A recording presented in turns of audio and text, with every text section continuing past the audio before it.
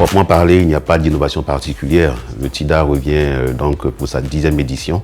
C'est plutôt un TIDA de la continuité, un TIDA où il n'y a pas de grosses innovations, sauf que par rapport à ce qu'on avait d'habitude, on avait des équipes qui venaient beaucoup plus du Burkina et du Mali principalement. Mais cette année, nous avons aussi des équipes qui viennent de la Guinée pour dire que le tournoi est en train de s'étendre encore un peu plus dans la sous-région et c'est une véritable fierté pour nous. Sans tomber dans l'autosatisfaction, nous pourrons dire que le TIDA a grandi. Parti du tournoi des lagunes d'Abidjan jusqu'à aujourd'hui devenu le TIDA, tournoi international du district nord d'Abidjan. Il y a eu un parcours que nous qualifierons de très beau pour aujourd'hui finalement arriver à ce tournoi avec 12 équipes, des équipes ivoiriennes, des équipes étrangères, un tournoi qui connaît une notoriété certaine, qui est aujourd'hui le meilleur de la catégorie au sud du Sahara. Donc nous pouvons dire que parti de rien du tout, nous avons fait en sorte que nous ayons un très grand tournoi et qui a une renommée aujourd'hui presque mondiale. On ne peut parler du TIDA sans penser à de nombreux joueurs qui sont passés. Par le passé, on a vu le FC Barcelone qui est venu, on a vu l'Académie Mohamed VI, mais on a aussi vu des équipes locales telles que la SEC d'Abidjan ou les équipes nationales de Côte d'Ivoire. Et d'ailleurs, on a aussi vu d'autres académies sur la place, notamment Volcan Junior, qui a remporté aussi ce tournoi, a fait du Mali, etc. Et si vous voyez bien, dans toutes ces générations de joueurs passés, il y a eu beaucoup de joueurs qui ont fini leur carrière en Europe, qui sont devenus de grands professionnels. Et ça, c'est une vraie satisfaction pour nous. Et d'ailleurs, on ne peut citer les satisfactions, on ne peut citer des joueurs qui sont passés par ici sans faire référence à ceux qui ont remporté la Coupe d'Afrique des Nations dernièrement avec la Côte d'Ivoire, notamment Konaté Karim et Oumar le Wourourou, qui sont passés ici, également Kosonou qui est passé par ici. Au niveau international avec le Maroc, on a vu Younes El Nesri, Hamza Mendil et autres qui ont joué une demi-finale de Coupe du Monde.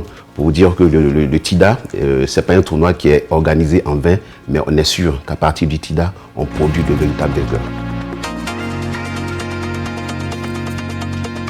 Je parlerai d'excellence.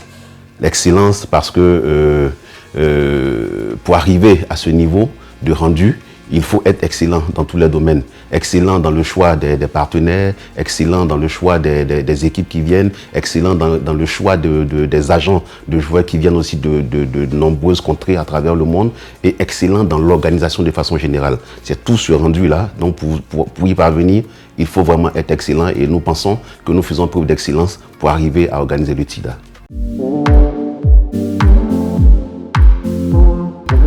Ivoire Sport Promotion, qui est l'initiateur de ce tournoi, s'est donné pour sacerdoce en quelque sorte de participer à sa manière à la promotion, à l'organisation et au développement du football des jeunes en Côte d'Ivoire. Et depuis un peu plus d'une dizaine d'années, nous nous y attelons et nous le faisons d'ailleurs avec beaucoup de plaisir.